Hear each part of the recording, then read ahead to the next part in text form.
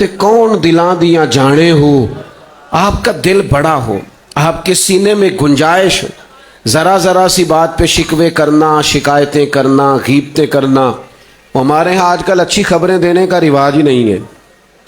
आप जिससे भी पूछ लें वो कोई ना कोई बेचारा खौफनाक खबर ही रखता है। एक साहब दौड़े दौड़े आए, मुझे कहने लगे हज़रत साहब आपको पता है उलमा के बारे में लोगों की राय क्या है। मैंने कहा छोड़, तू ये बता पुलिस वालों के बारे में राय अच्छी है? बाबडा वालों को तो दुआएं देते होंगे, और मेरा ख्याल है सियासतदानों के लिए तो रोज़ नफल पढ़ते होंगे दुआया। तो कहने लगे नहीं ये तो सारा। तो मैंने कहा हमारा मिजाज बन गया है ना, तबीयत है हमारी। हालांकि हम सब आपस में हैं, एक भाई फौज में होगा, एक पुलिस में होगा, एक भाई उसी का बाबडा में होगा। हमारे ज़रफ़ बड़े होने चाहिए, दिलों में गुंजाइश होनी चाहिए। सुनो दोस्तों, गौर करो, जाहिल बड़े मिलेंगे तो जिंदगी में आपको उलझाना चाहेंगे, पर अल्लाह वालों की शान ये है कि वइज़ा ख़ातबहुमुल जाहिलून क़ालू सलामा। जब जाहिल उनसे मिलते हैं तो वो सलाम करते हैं। हर आदमी का ये स्टेटस नहीं होता कि उसके सवाल का जवाब भी दिया जाए। हर आदमी का ये मेयार नहीं होता कि उसके। बुजुर्गों ने एक बात लिखी है समझाने के लिए, कहते हैं गधे और घोड़े की बहस हो गई थी। घोड़ा कहता था आसमान का रंग नीला है और गधा कहता था काला है।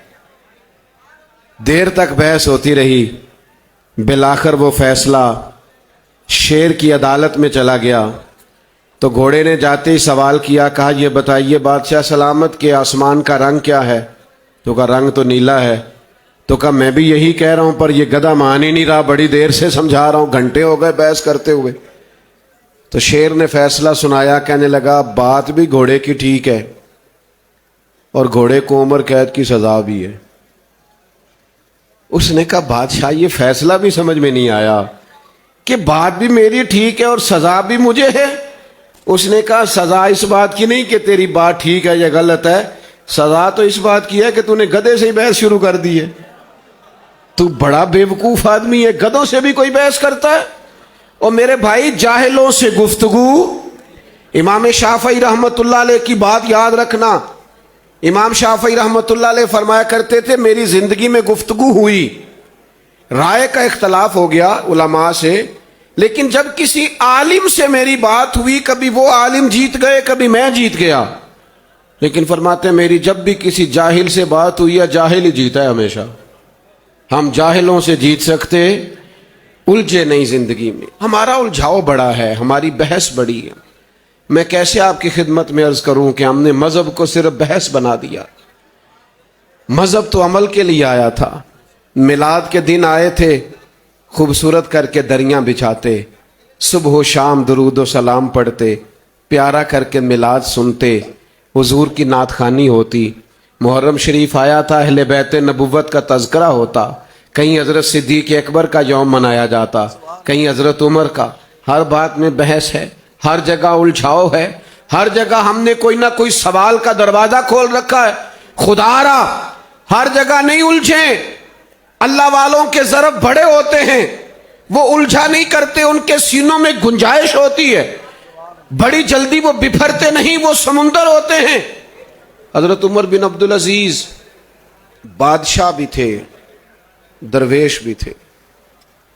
ये वो शख्स है कि जिस दिन दुरूद व सलाम कम पड़े तो नबी करीम की बारगाह से पैगाम आता है कि पढ़ा कर, तेरा पढ़ना बड़ा प्यारा लगता है।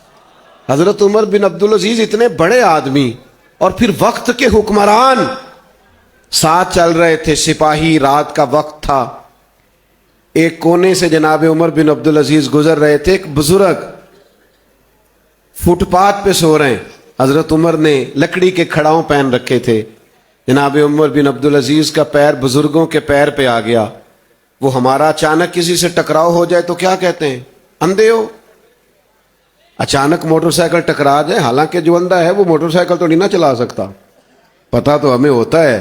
तो ये एक एतराज होता है ना बहुत बड़ा किसी पर भी कि आप अंधे हैं। तो हजरत उमर बिन अब्दुल अजीज का पैर जैसे ही उन बुजुर्गों के पैर पे आया, वो उठे और नाराजगी के साथ कहने लगे, हल अंतुमुल आमा, क्या आप अंधे हैं? सख्त जुमला है, सिपाही साथ हैं। پر یہ وقت ہے جب پتہ چلے گا کہ اللہ والوں کی شان کیا ہے. وَعِبَادُ الرَّحْمَنِ الَّذِينَ يَمْشُونَ عَلَى الْأَرْضِ هَوْنًا. آپ اندھے ہیں. اتنا سخت جملہ کہا پر جواب میں حضرت عمر بن عبدالعزیز مسکرائے. جتن جتن تے ہر کوئی کھیڈے کدے ہارن کھیڈ فقیرہ. جتن دا مل کوڈی پیندائی ہارن دا مل ہیرا. کبھی ہارنا بھی چاہیے. حضرت عمر بن عبدالعزیز مسکرائے اور بڑے خوبصورت لہجے میں فرمانے لگے نہیں بزرگوں میں اندھا نہیں ہوں مجھے نظر آتا ہے. وہ جو سپاہی ساتھ تھے نا آپ کو پتہ ہے یہ کیتلی ہمیشہ چائے سے زیادہ گرم ہوتی ہے. وہ جو سپاہی ساتھ تھے انہوں نے تلواریں نکالنی. فرمایا کیا ہوا حضور اس نے گستاخی کی آپ کی. فرمایا نہیں انہوں نے تو کچھ نہیں کہا. کہا انہوں نے آپ کو اندھا کہا ہے. فرمایا نہیں کہا. کہا ہے. فرمایا نہیں کہا. جناب کہا ہے. فرمانے لگے اچھا یہ بتاؤ بابا جی تم سے باتیں کر رہے تھے کہ مجھ سے کر رہے تھے. کہا باتیں تو آپ سے ہی کر رہے تھے. تو فرمانے لگے انہوں نے تو ایک سوال پوچھا ہے. انہوں نے پوچھا ہے آپ اندھے تو نہیں. تو میں نے جواب دے دیا نہیں مجھے نظر آتا ہے. اس میں جھگڑے والی کون سی بات ہے. الجھا نہیں جائے گا. سوال کا جواب بھائی سوال پیدا ہو جاتا ہے. سوال کا جواب ہوتا ہے. مدینہ منورہ کے باسیوں میں سوال پیدا ہو گیا. یہ بخاری مسلم دونوں میں موجود ہے.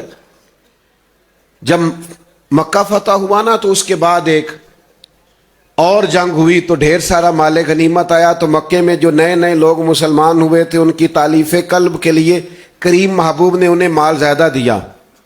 تو مدینہ شریف کے ایک نوجوان نے محبت میں کہہ دیا کہ اس طرف کرم نوازی اب زیادہ ہونے لگی ہے. وہ حضور کے قریبی ہیں نا. ادھر مکے والے قریبی ہیں تو کرم نوازی زیادہ ہونے لگی ہے. تو سوال اٹھانا سوال اٹھ جاتے ہیں. نبی کریم نے بلایا خیمے میں. اس طرح کی گفتگو ہوئی اور صرف مدینے والوں کو بلایا انصار. ایسی باتیں ہوئیں کہ ہر ایک رونے لگا. طویل حدیث ہے پر میں اپنے مضمون کی بات عرض کرتا ہوں. جو آخری جملہ میرے کریم نے فرمایا نا دوستو حد ہو گئی. مدینے والوں کا گویا اب تو دل کر رہا تھا جو ہمیں ملا ہوا ہے یہ بھی کبھی واپس ان کو مل جائے نا مکے والوں کو.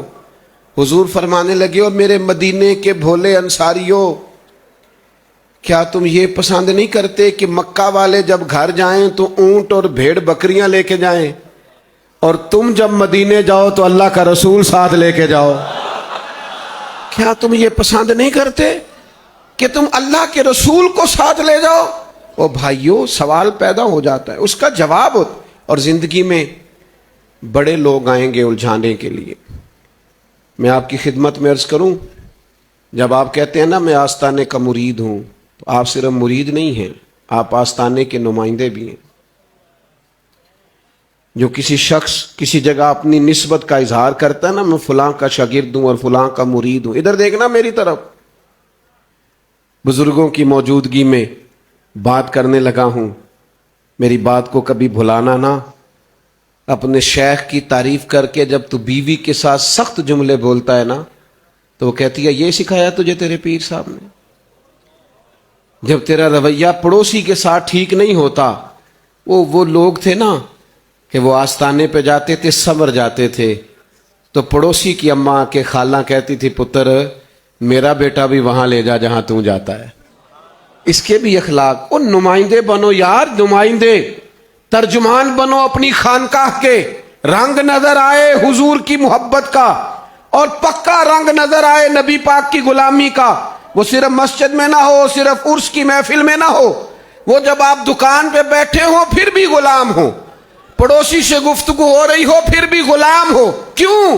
اس لیے کہ وہ کچا رنگ للاری والا جڑا چڑھ دا تے لیندا رہندا. اے عشق تیرے دا رنگ محمد چڑھ جائے پھر نہیں لیندا. مضبوط افکار والے لوگ بنے مضبوط ترجمان بنے اپنی خانقاہوں کی. آ جائیں گے لوگ الجھانے کے لیے. لوگ آ جایا کرتے ہیں لیکن جاہلوں سے الجھا نہیں جاتا. آپ دھیمے رہیں. میں آپ سے ایک بات عرض کروں. بحث کر کے بندہ کبھی جیت نہیں سکتا. چپ رہ کے جیتا جا سکتا ہے.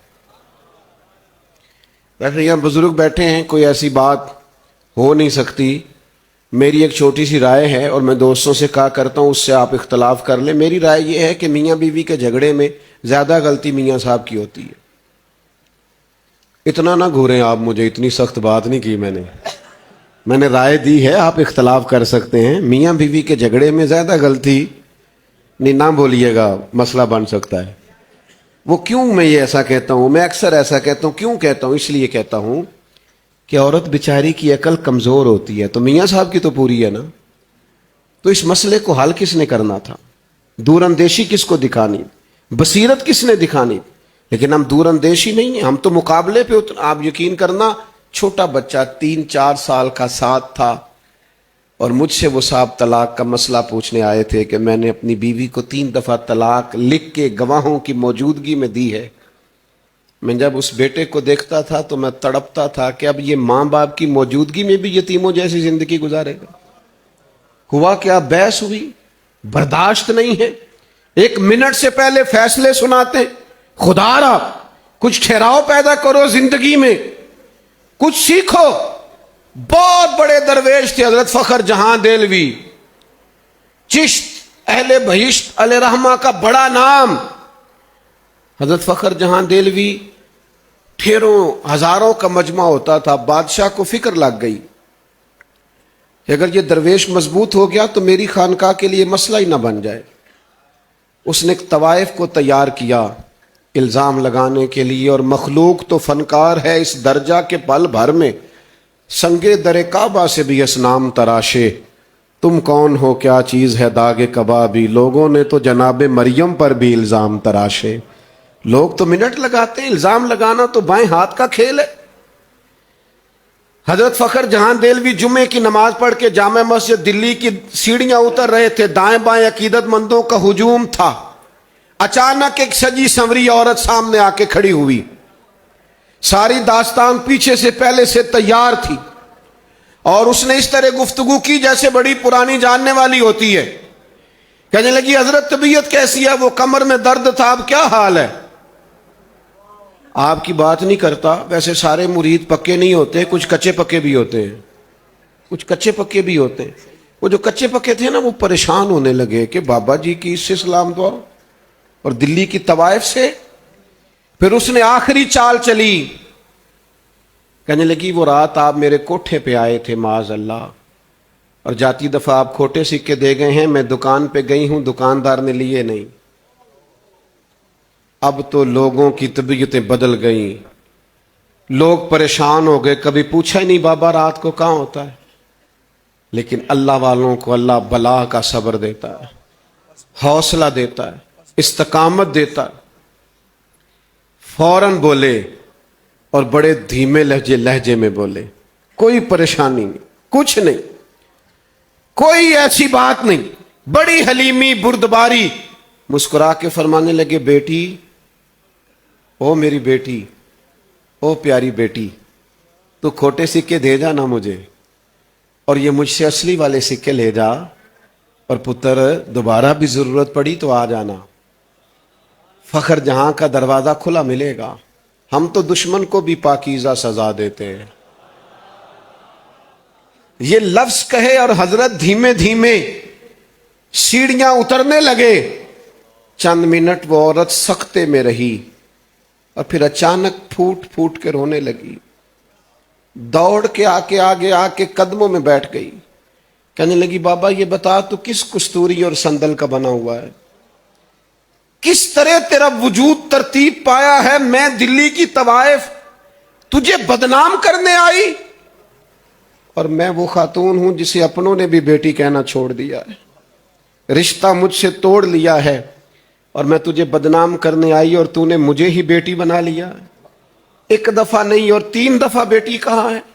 और फिर अपना पल्लू उठाया, अपने चेहरे पे रख के कहने लगी, अब मैं बताऊंगी दिल्ली वालों को कि फखर जहां की बेटी कैसे होती है, किस तरह की होती है। फरमाया, आज के बाद मेरे घर को किसी तवाइफ का कोठा समझ के ना आना, उसे मैंने मस्जिद करार दे दिया है। कयामत तक मदीने वाले के नाम की अजानें पड़ी जाएं।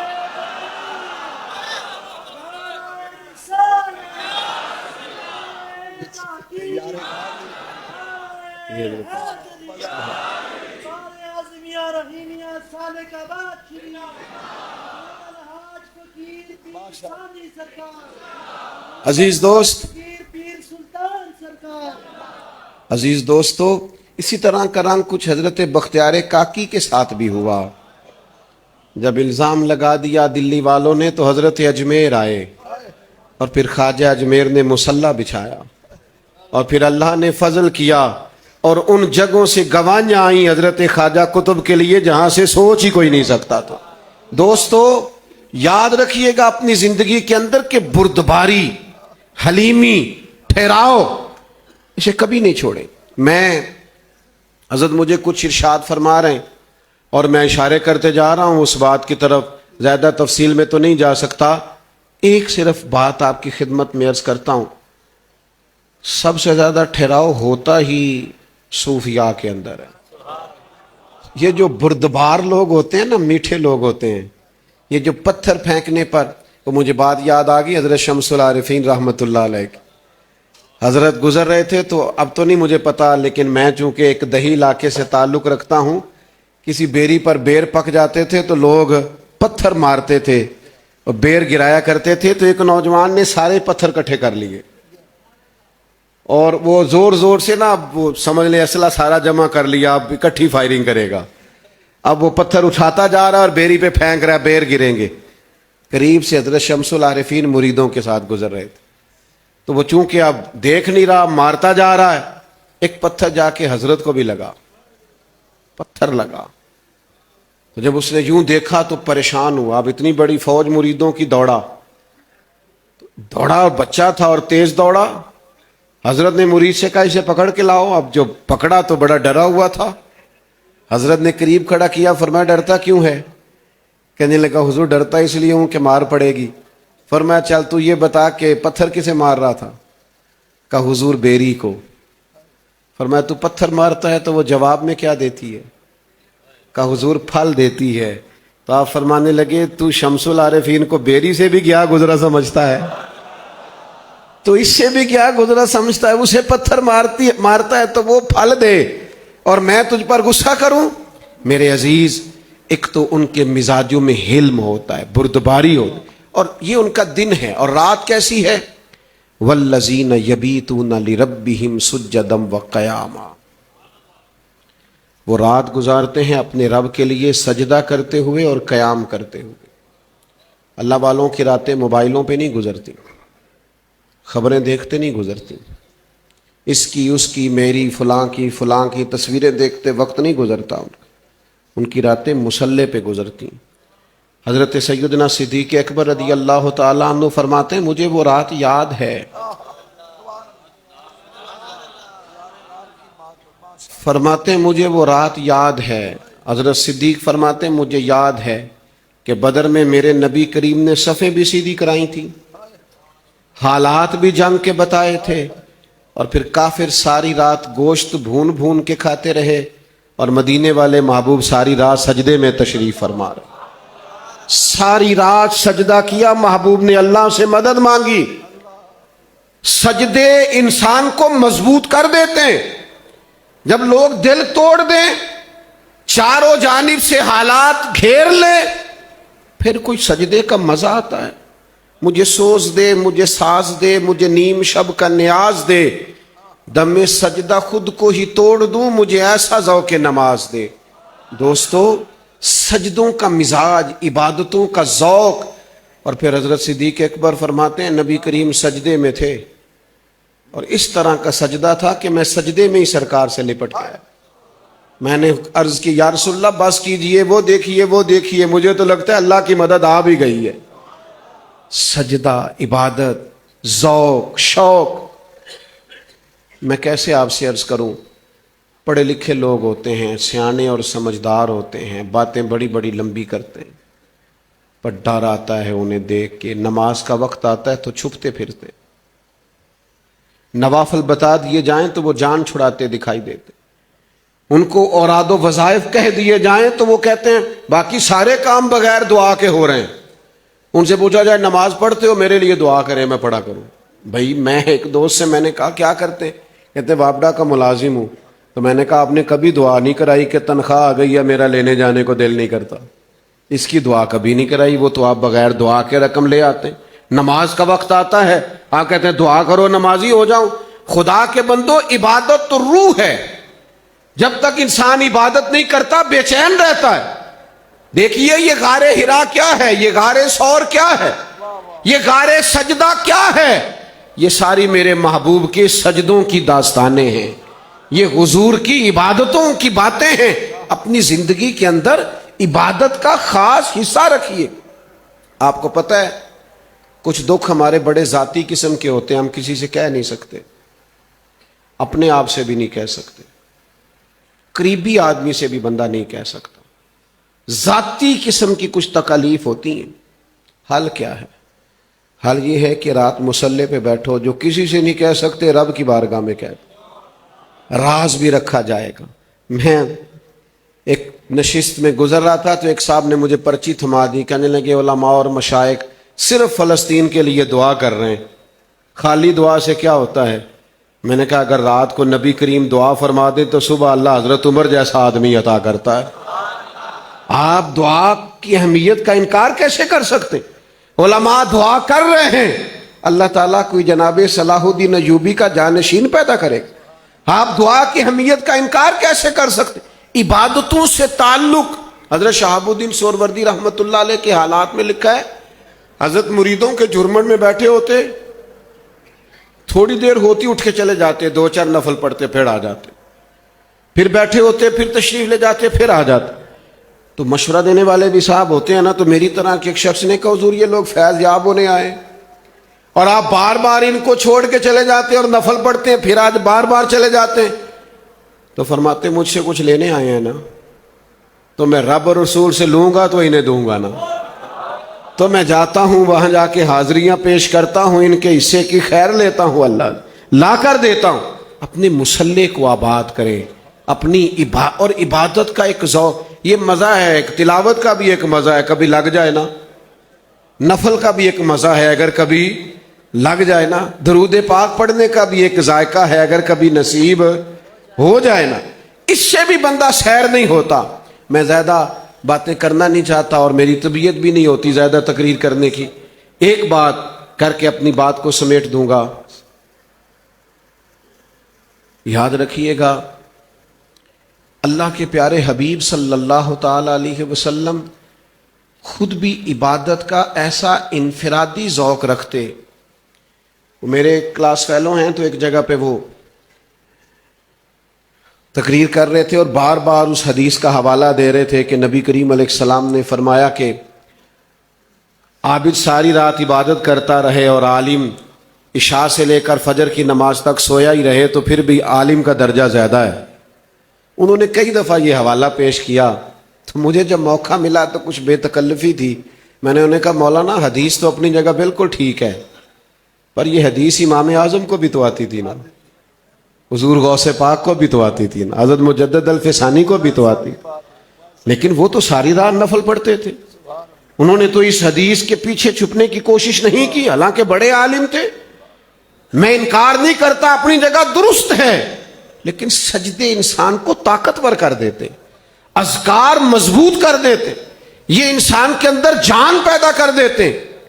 بڑی سخت ترین مصروفیت ہے مدینے والے محبوب کی، تبلیغ ہے، تربیت ہے، قافلوں کو ترتیب دینا ہے، لیکن سیدہ عائشہ صدیقہ رضی اللہ تعالی عنہا ارشاد فرماتی ہیں کہ رات کو محبوب تھوڑی دیر کے لیے آرام فرما ہوئے، پھر محبوب نے مصلی بچھایا اور اس کثرت سے نماز پڑھی کہ میں نے مقدس قدموں میں ورم دیکھے۔ میں نے عرض کی یا رسول اللہ آپ کے صدقے اللہ اگلے پچھلوں کو معاف کرے گا، آپ اتنی مشقت کرتے ہیں آپ کے صدقے؟ تو محبوب نے فرمایا عائشہ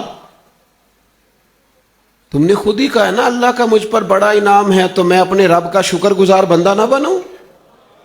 پھر اس کے حضور بندگی پیش افلا اکون عبدا شکورا، میں اپنے رب کا شکر گزار بندہ نہ بنوں؟ بھائیو کچھ تھوڑا سا، اور میں آپ کو عرض کروں شکر سے سکون بڑا پیدا ہوتا ہے، खुदा जाने बुलंदी है कि पस्ती पर जहां मैं हूं वहां कोई नहीं है। शुक्र से सुकून पैदा होता है। जब इंसान शुक्र करता है तो महसूस करता है मेरे पास बड़ी नेमतें, और शिकवे से तकलीफ पैदा होती है। इबादत शुक्र की तरफ इंसान की रगबत लाती है। ये आप इस जगह तशरीफ फरमा हैं। पता है बुजुर्गों के आस्थानों पर हम खिंचे हुए क्यों आते हैं? इनकी ज़िंदगी इतनी माना खेज क्यों होती है? इस आस्थाना नूर पे मुल्क भर से लोग क्यों जमा होते हैं? यहाँ इन लोगों की इबादतों का सुरूर है। ये जगह इनके सजदों के आसार से चमकदार है, इसलिए लोगों की कल्बी वाबस्तगी इन जगहों के साथ हो जाती है। अपने मामलात को हमें मुरतब करना है, हमें बुर्दबार बनना है, हमें इखलाक का मुजाहरा करना है, हमें इबादात का शौक़ पैदा करना। अगर अपनी तबीयत के अंदर हम ये सारी चीज़ें पैदा करने में कामयाब हो जाएं तो आप यकीन कीजिए हम अपने अपने आस्थानों के खानकाहों के नुमाइंदे हो जाएंगे। फिर हम कहेंगे कि हम हज़रत सानी सरकार की खिदमत में गए थे, आज हज़रत ने ये इरशाद फरमाया है। और एक एक जुमला जब हम अपने लिए तरबियत लेके उसको अपनी अमली ज़िंदगी में नाफिज करेंगे, फिर हम दुनिया के अंदर निकलेंगे तो लोगों को समझ आएगी कि ये शाहकार हैं सूफिया के। ये लोग आस्थानों पे जाते हैं तो हमें भी आस्थाने पर जाना चाहिए। दुआ करता हूँ अल्लाह ताला इस आस्थाने को आबाद व शाद फरमाए, और हज़रत किबला की दुआएं हम सब के हक़ में अल्लाह ताला कबूल फरमाए, और इनके फैज़ान को ताबद अल्लाह जारी व सारी फरमाए। वमा अलैना इल्लल बलागुल मुबीन।